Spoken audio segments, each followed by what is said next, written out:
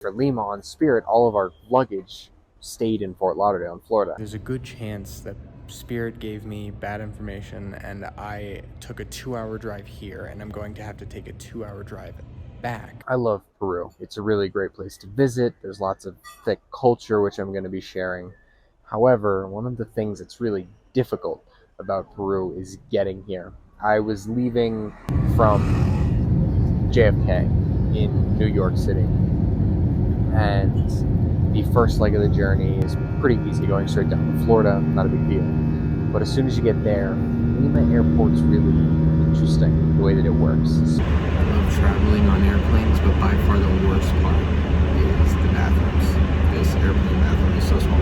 The only way that you're getting into anywhere else besides Lima is you're usually having to stay the night there. So I got to Fort Lauderdale. We got on the plane at like 5:30, and they overbooked the plane. There was like 15 people waiting out that never ended up getting on the plane. And got on the plane, flew over to Lima, and when you get there, and as I get there, I was with Spirit Airlines. We get to the baggage claim, everything was going just fine, went through customs, and we're waiting, and waiting, and waiting, until eventually we realize our bags aren't on the conveyor belt, and all of a sudden we hear someone call out in Spanish, no more bags, this is it, it's done. So a huge line develops in front of the kiosk, and come to find out, as we get in line, I got there at 11 at night, and I stood there until 1:30 in the morning waiting in this line. And as I'm there, every single person that left the airport, the same airport that I did, didn't have their bags. They didn't transfer them in Fort Lauderdale over to the right plane. So when we left for Lima on Spirit, all of our luggage stayed in Fort Lauderdale in Florida. So now I'm in the Sacred Valley here at a beautiful place, which I will introduce in another video. But waiting for my luggage. What they're going to do is they're going to get it from Fort Lauderdale. They're going to send it on the next plane that they can over here. And then they're going to send it to Cusco, which is where I actually am, and try to get it to me somehow. I'm not in Cusco, I'm near Cusco. So I'm going to have to take about an hour and a half trip into Cusco to get my bags when it is finally ready, so that I can get them back and like continue on with normal. I'm really excited to share a part of the world that probably many of you haven't seen. And I hope after the course of this series of videos, you guys are considering coming and visiting Peru, because it's a really nice place, very beautiful people, very helpful, and it's just a great place to visit. Plus, the money conversion is pretty great for us in the United States or in the UK, so there's that. For now, I am sitting at a restaurant in the Sacred Valley, and I am going to be getting food any minute now, which I'm probably going to go back over and eat. I am really excited because I feel like finally I have things that people are interested in, I suppose. I mean, I have a lot of wisdom to share, but people aren't always interested in that. But I can show you a part of the world that you've probably never seen before. So buckle up. You're about to see the world with me.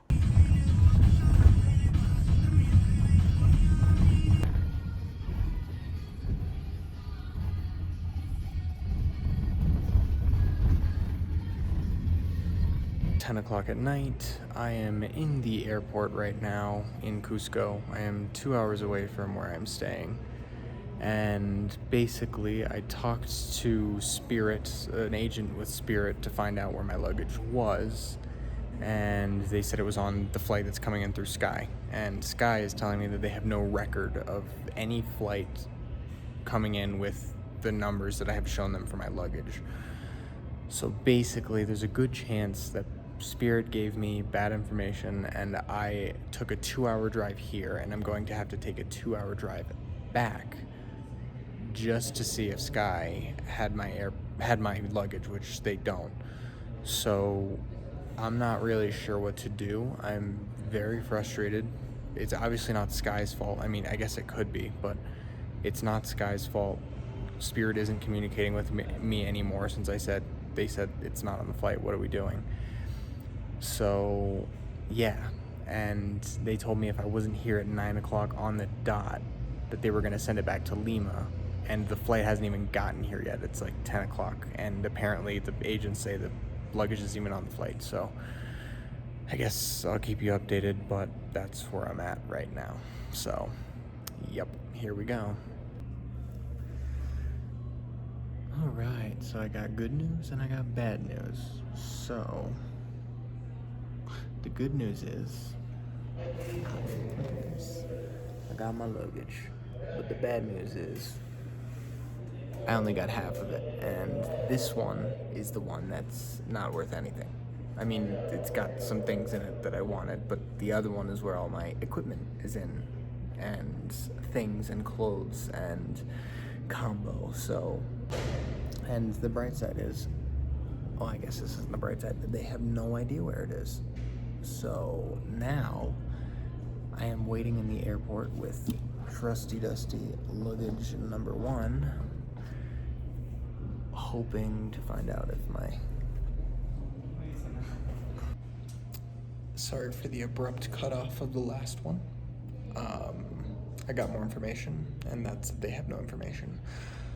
So I'm still waiting here.